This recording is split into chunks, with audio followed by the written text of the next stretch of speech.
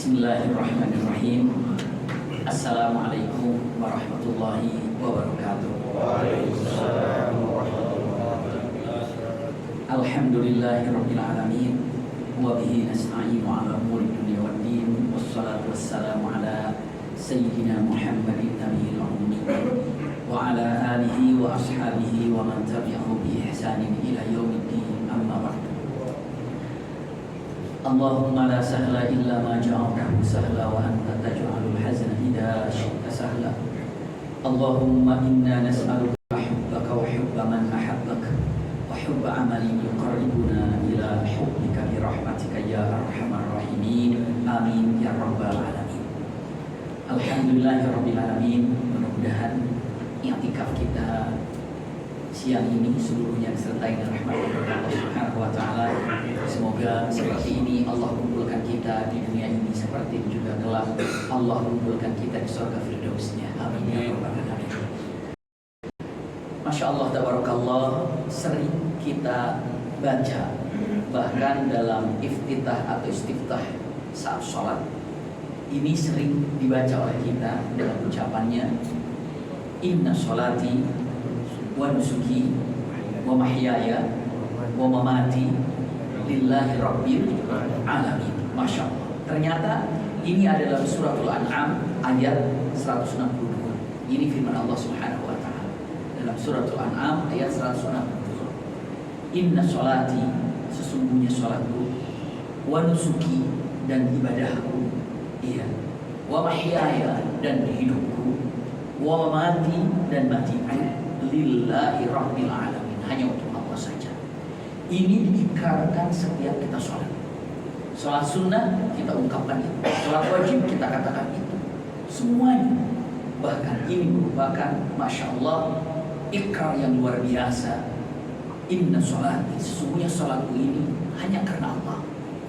Ibadahku, semua ibadah yang kita kerjakan, baik itu ibadah lahir ataupun batin, nampak atau tidak nampak, lillahi rabbil alamin. Bahkan hidupku ini lillahi rabbil alamin, wafatku ini lillahi rabbil alamin.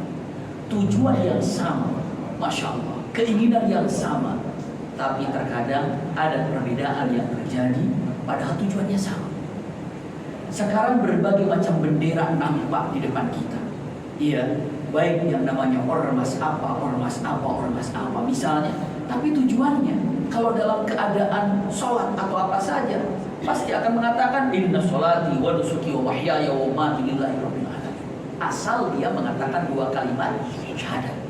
Apapun, punten sampai sekarang bacaannya kita tahu inna sholati wa nusuki wa mahyaya wa mamati lillahi rabbil alamin. Siapapun mereka, mau pendapat apapun yang dia miliki, ya, ketika mereka mengatakan dua kalimat syahadat, maka ini semuanya lillahi rabbil alamin. Tapi sungguh sangat disayangkan, iya, perbedaan-perbedaan pendapat yang malah bukan menjadikan diri kita punten nyaman dalam mengatakan inna sholati wa nusuki wa mahyaya wa mamati lillahi rabbil alamin, semua lillahi rabbil alamin. Tapi punten kadang-kadang ada perbedaan pendapat menjadikan hal ini punten dalam keadaan yang tidak diinginkan.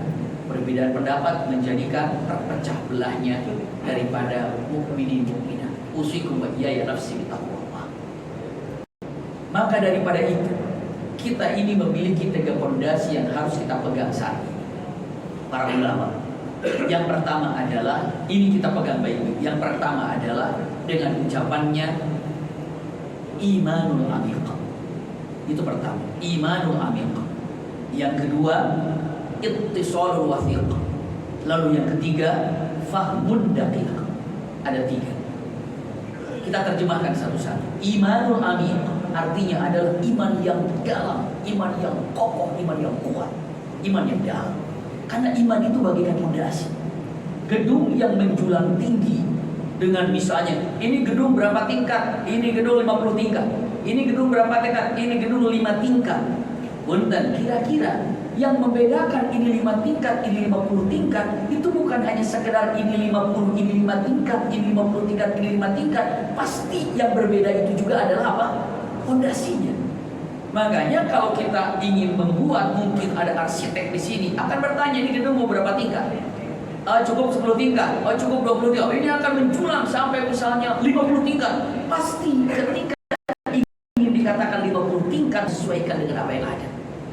Imanul amin, kalau iman yang kuat, yang dalam, kokoh, tidak ada goncangan yang dapat memecah belahkannya. Ini pertama yang harus dikuatkan dalam kita semuanya adalah pondasi imanul amin. Kadang-kadang karena iman sedikit berbeda pendapat, iman yang tidak kuat sedikit berbeda pendapat langsung pecah bagaikan kaca yang jatuh tanpa bisa disatukan lagi.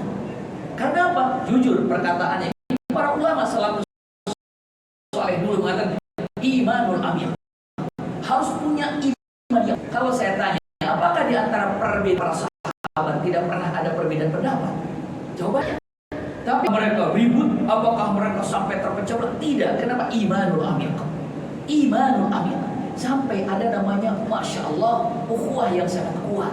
Karena kalau sudah iman yang menyatukan, dalam perkataan yang indah Rasulullah ketika menyatukan antara muhajirin dan ansor. Muhajirin dan ansor itu banyak yang ketemu hari itu saja, ketemu pada waktu di situ saja, tapi disatukan oleh Allah Subhanahu wa Ta'ala keimanan. Sampai mengatakan kata lau anfaqta ma fil ardi jami'an ma allafta baina qulubihim walakinna Allah allafa bainahum. Allah yang telah mengikat mereka. Karena apa? Iman di antara mereka. Kalau iman yang kuat, Masya Allah, tabarakallah, itu akan saling erat hubungan. Maka yang menguatkan, mengokohkan dari persatuan kita yang pertama adalah iman. Imanul amin. Subhanallah, jauh-jauh Islam disimpan dulu, dijajah. Apakah ada pejuang kafir? Ada begitu nggak yang menyatu negeri ini, cinta kepada negeri ini, NKRI dicintainya, maka cinta NKRI ini menyatukan mereka tanpa melihat agama, tanpa melihat latar belakang. Kenapa? Anda mencintai Indonesia, yuk kita sama-sama memerdekakannya. Itu kekuatan. Sampai ada ucapannya, bersatu kita teguh, bercerai kita runtuh. Itu kata-kata yang luar biasa disampaikan para pejuang dulu. Islam pun demikian. Kenapa? Ini lebih hebat lagi. Apakah orang luar negeri bisa mencintai Indonesia? Tidak, saya rasa. Kenapa? Mereka punya negerinya sendiri, kita punya negeri kita sendiri untuk dicintai. Tapi kalau dikatakan inna sholati wa nusuki wa mahyaya wa mamati lillahi rabbil alamin, itu kira-kira mengatakan semua yang namanya mukminin mukminat satu tujuan. Semuanya menyatakan la ilaha illallah Muhammadur Rasulullah. Kalau kita lihat yang negeri ini mencintai Indonesia, menyatukan, mencintai Allah dan Rasulnya, semestinya menjadi erat hubungan kita untuk saling mencintai. Kok seperti kok menjadi punten keadaannya repot jadi begini? Jawabannya adalah karena apa? Iman yang harus ditanamkan kepada kita dan keluarga kita, turunan kita. Imanul amin. Ini satu. Imanul amin. Oh, iman yang dalam. Karena itulah fondasi utama iman. Berarti kalau sudah iman, kaitannya apa? Allahu Akbar. Kalau sudah iman yang kuat, nyawa lepas pun tidak ada masalah.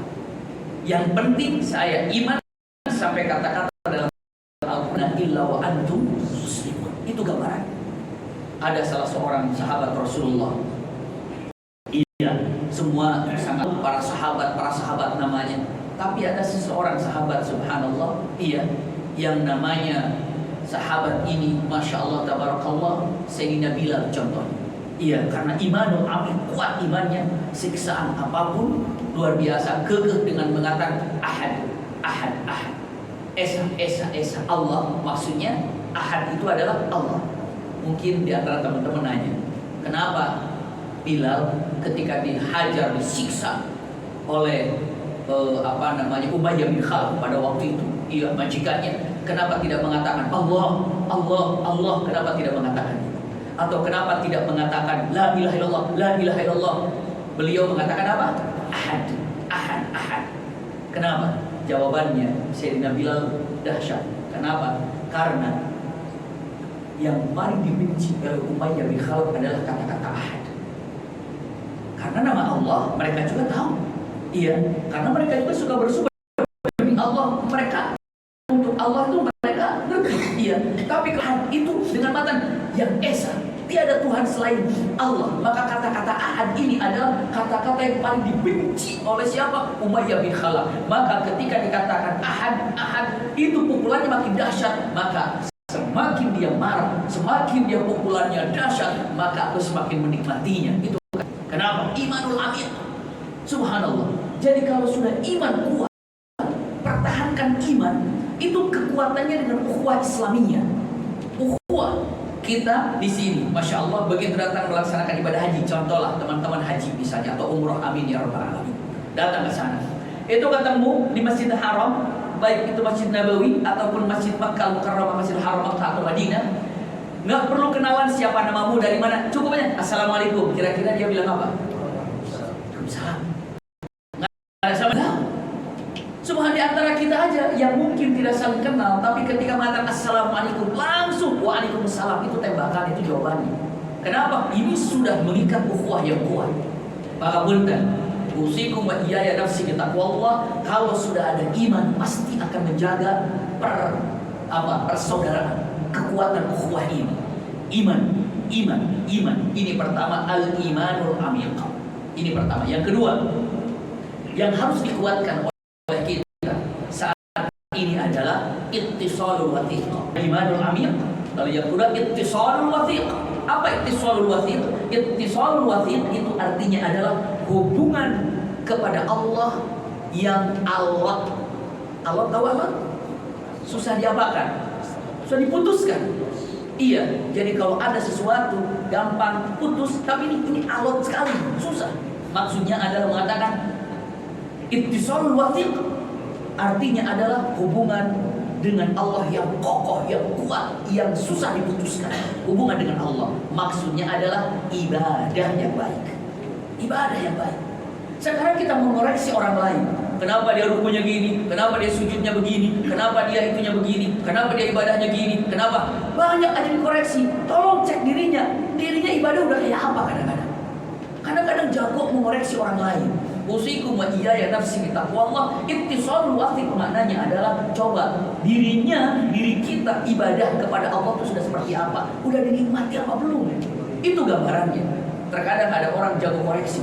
Iya, kami ketika melaksanakan ibadah haji ada jamaah yang bertanya, Abi Maki, saya mau nanya, kenapa ketika saya sholat ya di samping kanan saya ini begitu Allahu Akbar dia jam tangan, garuk-garuk sini, terus kakinya injak-injak yang kanan karena gatal, yang kiri, terus apa lagi? Terus lagi dia ke sujud aja sampai batu terus gini, terus dia koreksi. Lalu saya tanya, lah kamu sholat apa koreksi orang? Dia lagi sholat tuh dia begini apa ngeliatin. Nah itulah kadang-kadang. Jadi dia lagi sholat itu sibuk ngeliat, kok sujudnya gitu, kok rukunya gitu, kok tahiyatnya gitu. Nah ittisalul wathiq ini adalah hubungan kita dengan Allah udah sehebat apa, udah sekeren apa. Ingat, kalau sudah gampang mengoreksi itu merasa orang dirinya paling apa? Paling hebat. Pun yang namanya iblis dikeluarkan dari surga karena tidak mau apa yang Allah perintahkan. Penyebab utamanya apa? Penyebab utamanya karena dia merasa lebih baik daripada yang lain. Itu penyebab utamanya. Ana khairum minhu. Kalau sudah ada orang merasa lebih baik daripada yang lain, hati-hati. Iblis aja keluar dari surga, penyebab utamanya adalah karena merasa dirinya lebih baik daripada yang lain. Itu hati-hati. Kenapa? Kalau sudah merasa dirinya lebih baik, itu pasti akan dikoreksi. Misalnya ada seorang insinyur di sini, ke masjid, datang ke sini, pasti akan menemukan hal-hal yang harusnya gini, harusnya gini, pasti akan datang. Atau seseorang dengan mengatakan pasti itu, pasti ini, apa saja. Tapi dengan mengatakan ucapannya, ya sudah. Artinya adalah sudah ada perbedaan apa yang dipahaminya untuk saling menghormati saja. Usikum wa Allah. Jadi kalau digambar waktu ini hubungan dengan Allah tolong perbaiki. Caranya bagaimana? Kalau sudah puncak hubungan Allah diperbaiki, apa puncaknya? Menikmati ibadah. Ingat itu. Sudah menikmati belum ibadah? Nikmati ibadah ya nafsi takwa. Baru mungkin beberapa bulan yang agak cukup lama kemarin sempat lagi musim hujan, tersiar lagi berita. Subhanallah, iya, ada di daerah perkampungan musim takwa Allah itu di daerah Tasikmalaya. Udah lama nih kejadiannya sebenarnya itu. Tapi qadarullah saat hujan lalu tempat hamid gitu ya, karena semacam longsor tapi tidak parah longsor. Akhirnya apa? Akhirnya harus diperbaiki. Karena akan dibenteng gitu ya, akan dibenteng kira-kira mana yang longsornya itu ya diperbaiki.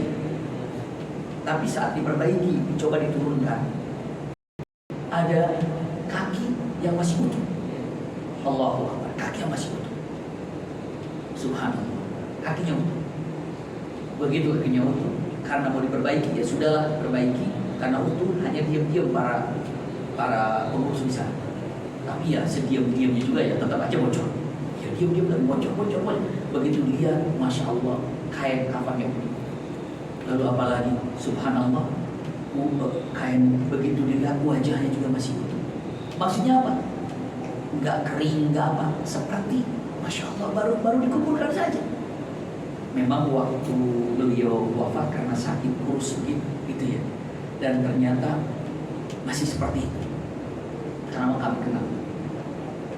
Setelah dilihat, Allahu Akbar, benar, wajahnya masih utuh, semuanya masih utuh. Dikuburkan tetap di tempat itu, hanya diperbaiki. Allahu Akbar. Kita tahu, pun tanpa bermaksud apa-apa. Saya hanya ingin menyaksikan dan melihat orang ini, masya Allah, orang yang kalau mau pengajian di masjid di kampung itu selalu mengumumkan, ayo sekarang hadir karena ada kajian Rajaban, ayo memperingati Isra Mi'raj, ayo sekarang ada kumpulan untuk acara Maulid Nabi, ayo kumpul di sini untuk hadir kajian, ayo di sini sekarang ada, selalu mengumpulkan jamaah untuk kajian-kajian. Terus apa? Ya dulu sambil berselawat. Ya di kampungan suka gitu, sambil nunggu apa? Jamaah yang datang, sambil selawat. Masya Allah. Lihat dengan niat yang ada itu solwatiknya itu seperti apa, dirinya menjaga iman, dirinya menjaga hubungan dengan Allah, seperti itu juga Allah menjaganya sampai jasadnya dijaga. Yang sekarang kita lihat apa yang telah kita jaga sampai saat ini, ibadah apa yang telah kita jaga untuk diistiqomahkan. Maka yang paling hebat ini adalah tuba liman syarrulahu an uyubin nas. Orang yang paling bahagia di dunia ini adalah orang yang sibuk memikirkan dirinya sehingga tidak lagi sempat memikirkan kekeliruan orang lain, maksud saya aib orang lain. Tapi apa? Dia sibuk. Sibuknya apa? Coba sibuk. Udah benar belum sujud kita? Udah belum ruku kita? Udah benar belum bacaan Fatihah kita ini? Udah benar belum? Itu kadang-kadang kita ini baru saja tahu sesuatu, lalu kita melihat salah dia nggak belajar, salah dia, kayaknya gurunya salah dia ini, salah dia. Akan jadi seperti ya nafsi bitaqwa Allah. Hati-hati, sekali lagi, iblis keluar dari surga karena apa? Merasa paling baik, keluar dari surga. Berapa banyak orang merasa terbaik, khususnya di dalam masalah urusan agama. Maka yang pertama, fondasi kita apa tadi? Iman yang kuat. Yang kedua apa? Hubungan kepada Allah yang kuat, itu coba perbaiki. Yang ketiganya, fahmun daqiq. Nah ini dia, fahmun daqiq maknanya adalah pemahaman yang menyeluruh, pemahaman yang sempurna, pemahaman yang syamil, pemahaman yang luar biasa. Kenapa? Karena hanya memahami maka yang dia akan disalahkan. Kadang-kadang pun ketika dirinya tidak tahu disalahkan. Jangan begitu. Karena belum tahu itu salah, bukan katakan salah, tapi apa? Ucapkan saya belum tahu. Iya, karena berapa banyak orang menyatakan kata-katanya ini adalah salah, ini adalah keliru. Kenapa? Tidak ada dalilnya. Ternyata ada. Ternyata apa? Memang belum tahu. Memang belum ketemu. Apakah seseorang yang hebat, yang sudah tinggi ilmunya, apakah segala tahu? Gak segala tahu, pasti ada kekurangannya. Apakah pernah seorang, saya tanya untuk semuanya, mana lebih tinggi derajatnya, Nabi Musa apa Nabi Khidir? Sebutlah Khidir itu Nabi, gitu ya, walaupun ada khilafiyah bukan Nabi tapi orang soleh. Sebutlah itu Nabi, gitu, karena orang soleh, karena ketingkatannya. Beberapa ulama menyampaikan derajatnya seperti Nabi. Mana lebih tinggi derajatnya, Nabi Musa apa Nabi Khidir? Nabi Musa apa Nabi Khidir? Tinggi derajatnya. Nabi siapa? Nabi Musa. Termasuk ulul azmi. Iya kan? Nabi Musa itu diberikan Taurat. Punten, apakah Nabi Musa merasa paling tahu sehingga tidak mau belajar kepada Nabi Khidir? Tidak. Datang jauh-jauh ingin ketemu Nabi Khidir. Padahal dari secara kemuliaan, dari secara Nabi Khidir keren sekali. Lalu apa yang diucapkan oleh Nabi Musa kepada Nabi Khidir? Kalimatnya, hal tu'alimu mimma ulimta rusyda. Subhanallah. Hai Khidir, apakah engkau akan ajarkan aku sesuatu yang kau dapatkan dari Allah, ilmu itu untuk diajarkan kepadaku? Apakah ada seseorang yang lebih keren, lebih hebat mengatakan, ajarkan aku itu, ajarkan aku itu. Subhanallah. Hal attabi'uka ala an tu'allimani mimma 'allamta rusyda? Bolehkah aku ikut kamu? Aku akan jadi apa? Pengikutmu, atau dalam artian ngikutin kamu, ngekorin kamu gitu ya. Sehingga engkau mengajarkan ilmu kepada itu. Kenapa? Nggak ada kesombongan. Dalam artian bukan Nabi ulul azmi dapat Taurat, nah kamu siapa? Nggak seperti itu. Kadang-kadang seorang orang kalau sudah menjadi punten itu ini la haula wala quwata illa billah, seakan-akan enggak ada kelirunya. Punten, ulama simpan baik-baik. Ulama itu kalau ada dalam Al-Qur'an, ulama itu bukan yang banyak pengikutnya, bukan hanya itu patokannya. Ulama itu bukan orang yang paling banyak ngarang bukunya, bukan. Oh, dia ulama banyak kitabnya, bukan itu patokannya. Oh, itu pengikutnya banyak.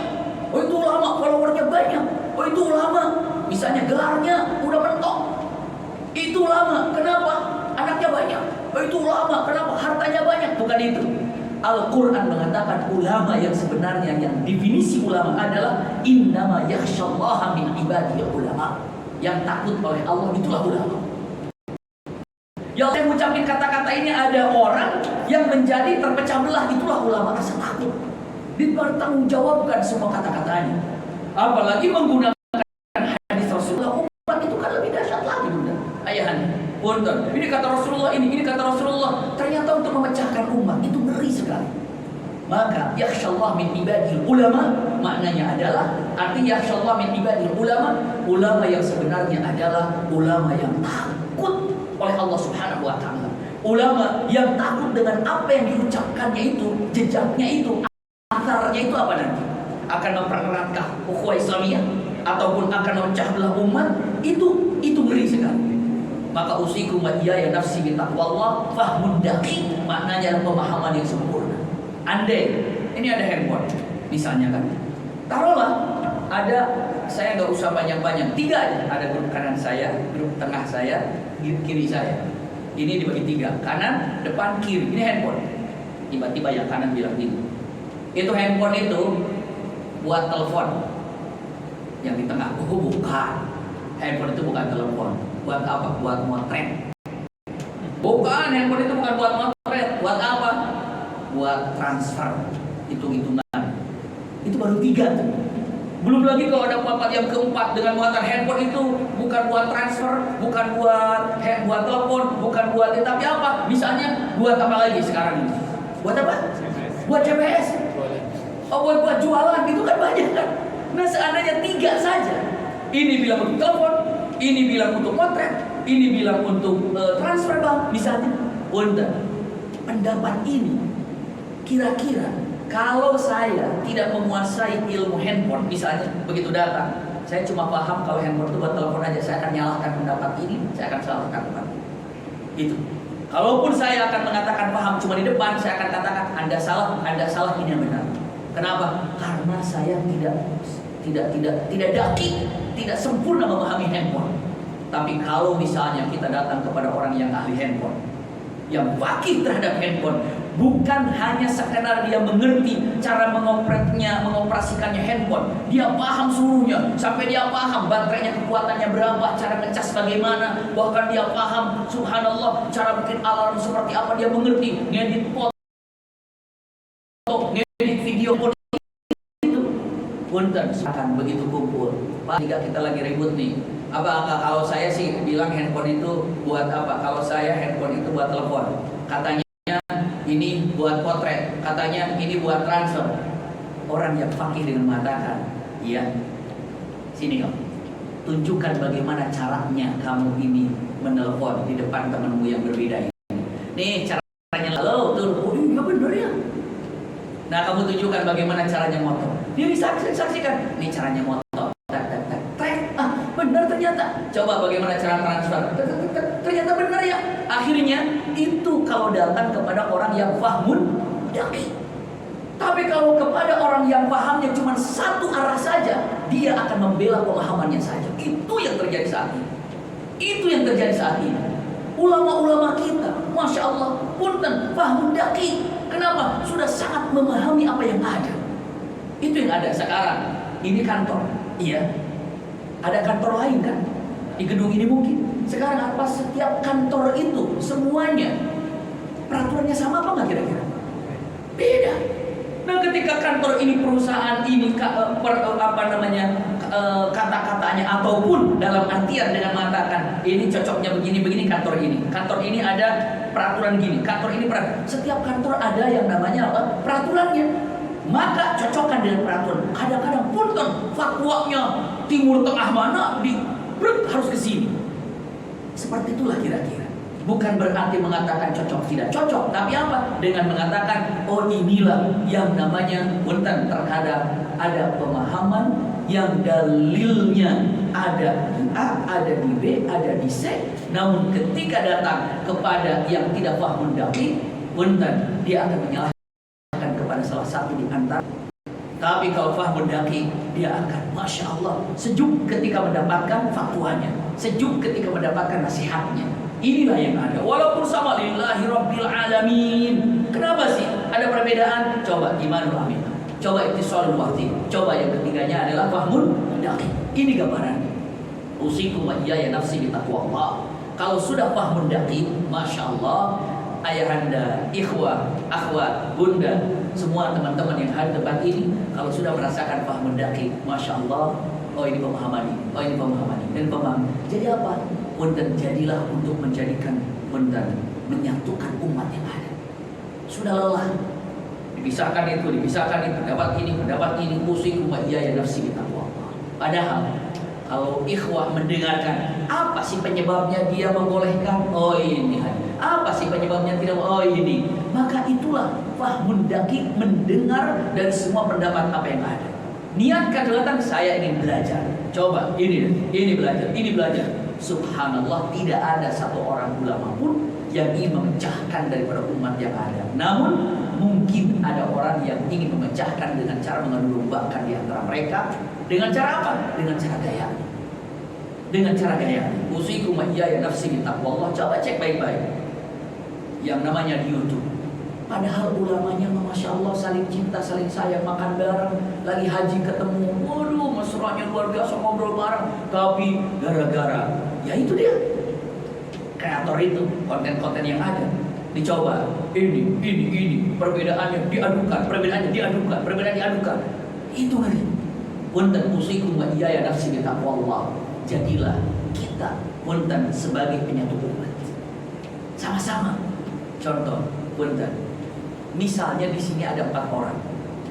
4 orang nih. Semuanya satu punya gula merah. Rasanya apa kalau gula merah? Manis. Satu gula pasir. Rasanya apa? Manis. Satu lagi madu. Rasanya apa? Manis. Satu lagi air tebu. Rasanya apa? Manis. Ini manis gula merah. Ini manis gula putih. Ini manis apa tadi? Madu. Ini manis air tebu. Kalau disatukan di dalam satu ember, digocek semuanya, apa yang akan terjadi? Manis kan? Manis. Masya Allah, ini manis. Jadi manis kenapa? Ini manis, ini bisa menjadi manis. Tapi apa yang terjadi? Ini pemahaman ini. Ini pemahaman ini. Ini pemahaman ini. Semua manis kan lillahi rabbil alamin kan? Inna sholati wa nusuki wa mahyaya wa mamati lillahi rabbil alamin. Semua manis gitu kan? Tapi begitu disatuin, jadi manis apa pahit? Nah itulah gambarannya. Kenapa disatu jadi pahit ya? Itu kenapa? Karena banyak orang yang tidak ridho, tidak menginginkan kita bersatu. Banyak. Makanya coba pecahkan itu. Maka kuatkan. Yang pertama adalah apa tadi? Imanul amin. Coba iman diperkuat. Dengan cara apa? Ya, imanul amil itu diantaranya dengan punten usikum wa iyaya nafsi bitaqwallah, mempelajari yang namanya punten diantaranya kalau untuk memperkuat iman, iya, karena peristiwa ini iman itu akan turun naik gitu ya.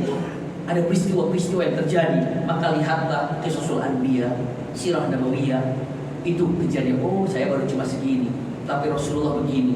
Ini kuat imanul amil. Lihat bagaimana Sayyidina Bilal misalnya, bagaimana Zaid bin Thabit, bagaimana Asim bin Thabit, bagaimana para sahabat yang rela wafat syahid karena apa? Membela imannya. Ittisalul wati, masya Allah, hubungan kemesraan dengan Allah Subhanahu Wa Taala. Punten, saya sampaikan sebelum saya sampaikan dalam ujung dari tausiah ini, simpan baik-baik kata-kata ini untuk teman-teman semuanya. Sebenarnya bagi orang yang beriman, ulangi lagi ya, sebenarnya bagi orang yang beriman, apabila mendapatkan musibah apa saja, kecelakaan, ditipu misalnya, kena penyakit atau apa saja, jangan katakan itu adalah punten adab. Tapi apa? Bagi orang beriman, apapun yang terjadi, musibah sekecil apapun, bagi orang beriman itu adalah cinta Allah. Berbentuk seperti itu, cinta Allah. Jangan terlalu berpikirkan ini ujian dari Allah, ini teguran dari Allah. Gak usah pikirin itu. Yang penting mau ujian, mau teguran itu bukti apa? Bukti cinta dari Allah. Yang penting kita bisa selesai dari urusan ini. Sampai akhirnya misalnya kena tsunami, kena gempa, wafat misalnya, jangan pernah bilang azab. Tapi apa? Cinta Allah. Bukankah seorang mukmin apabila wafat karena tsunami misalnya, karena gempa misalnya, karena tabrakan misalnya, punten orang mukmin, ya, ketika terjadi seperti itu, punten syahid apa enggak? Syahid, masa dikatakan azab? Itu syahid bagi orang beriman. Mungkin teman-teman bertanya, terus azabnya bagi orang beriman di dunia ini apa? Azab, bagian daripada azab, gitu ya. Bagi orang beriman apa coba? Jawaban para ulama mengajarkan, azab bagi orang yang beriman di dunia ini adalah ketika Allah mencabut nikmat ibadah. Itu azab dari Allah. Kalau sholat kita tidak merasakan nikmat, hati-hati, jangan-jangan kita lagi diazab nih. Bahkan lebih dahsyat lagi, apa? Ketika tidak ada keinginan untuk melaksanakan ibadah, itu lebih dahsyat lagi azabnya. Jadi ada ibadah, nggak malas kita ibadah, itu alhamdulillah nyaman itu. Kenapa? Keinginan yang luar biasa untuk Allah yang kasih. Bukti cinta Allah, bukti sayang Allah. Jadi kalau teman-teman datang hadir ke tempat ini ke kajian, punten, itu bukti cinta Allah. Tapi lebih dahsyat lagi kita merasakan nikmatnya sholat, nikmatnya majlis ta'lim. Itu bagian daripada masyaallah rezeki yang Allah berikan. Pahala yang Allah berikan bagi ahli ibadah. Pahalanya apa? Pahalanya Allah tanamkan untuk nikmat beribadah sehingga ibadah lagi. Itu pahalanya. Di samping pahala di akhirat pasti akan numpuk. Tapi kalau sudah tidak ada nikmatnya ibadah, hati-hati, warning. Kenapa? Jangan-jangan ini sedang diadab. Apalagi tidak ada keinginan untuk melaksanakan ibadah, hati-hati, jangan-jangan sedang diadab. Adab bagi orang beriman adalah satu, ketika tidak iman ibadah. Adab bagi orang beriman yang kedua itu adalah ketika tidak ada keinginan melaksanakan ibadah. Itu gambaran. Jadi itu selalu watir. Ketika kita merasakan nikmat hubungan dengan Allah, pastikan Masya Allah, itu cinta Allah kepada kita semuanya. Ittisalul wathiq. Masya Allah. Lalu pun dengan madfah mendaki, tolong saat ini pemahaman yang sempurna. Dalam artian, tidak ada kata-kata dalam ucapannya saya ingin mencari ilmu. Tidak mungkin ulama ini berbicara tanpa dalil. Nggak mungkin ulama ini berbicara tentang tanpa dalil. Kita dengarkan saja, oh ini ada dalilnya, oh ini dalilnya, ada dalil seperti itu. Iya. Usikum wa iyaya nafsi bitaqwallah. Apa coba? Misalnya dengan mengatakan kalau misalnya kunut ada dalil, ada. At-tahiyat gerak atau tidak, ada. Tahlilan ada dalil, ada. Ada mengatakan tidak, ada dalil. Mengatakan ini dalilnya, oh ke sini. Ada mengatakan kalau saya terima dalil, terima. Kalau saya nggak terima dalil, ya sudah. Iya. Kenapa? Karena semuanya berdalil apa yang ada. Ketika dia mengatakan ucapannya, misalnya usikum wa iyaya nafsi bitaqwallah, apa ya? Banyak hal. Ketika bersolawat kepada Nabi Muhammad pakai Sayyidina atau pakai tidak Sayyidina, menggunakan Sayyidina dan tidak menggunakan Sayyidina, pakai dalilnya ini ada dalil, ini tidak ada, ini menggunakan dalil ini menggunakan dalil ini. Yang melarang misalnya ada dalil, ini ada dalil, ya sudah. Kenapa? Karena perbedaan pendapat ini dari dulu juga sudah ada. Hanya perbedaannya apa?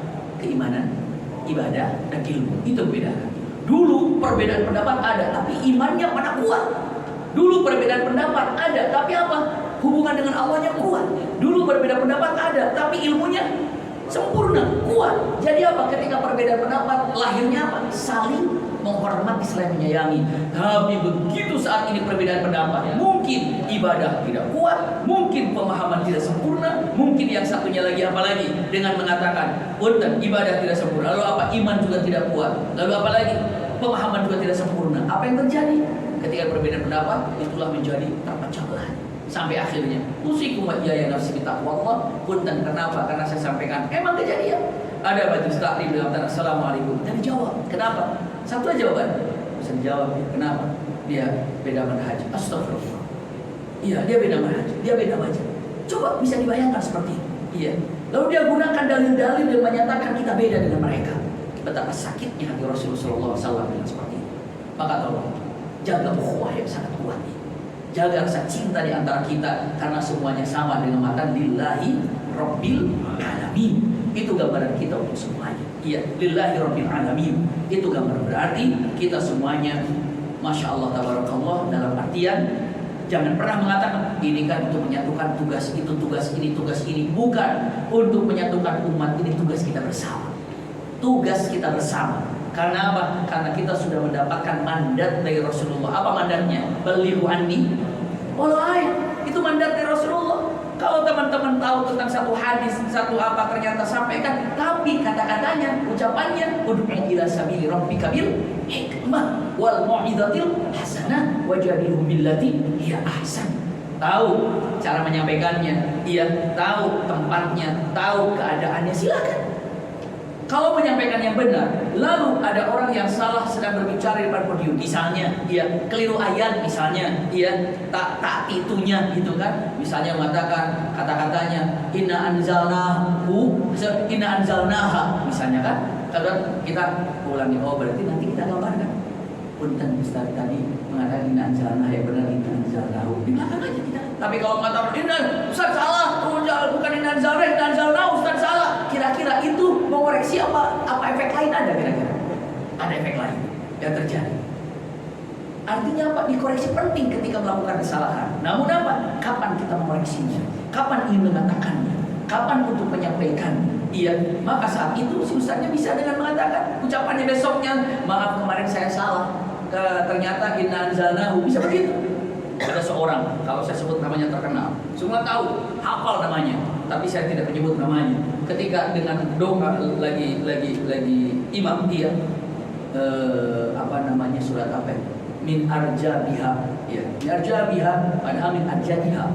Lagi imam, min arjabiha, nggak ada yang betulin semuanya. Iya. Dan setiap imam itu yang dibaca. Ternyata begitu dikoreksi dan mengatakan punten min arjabiha, tidak min arjabiha. Dia bilang apa? Subhanallah, coba baca. Oh iya, ternyata saya keliru ya. Begitu. Subhanallah. Iya.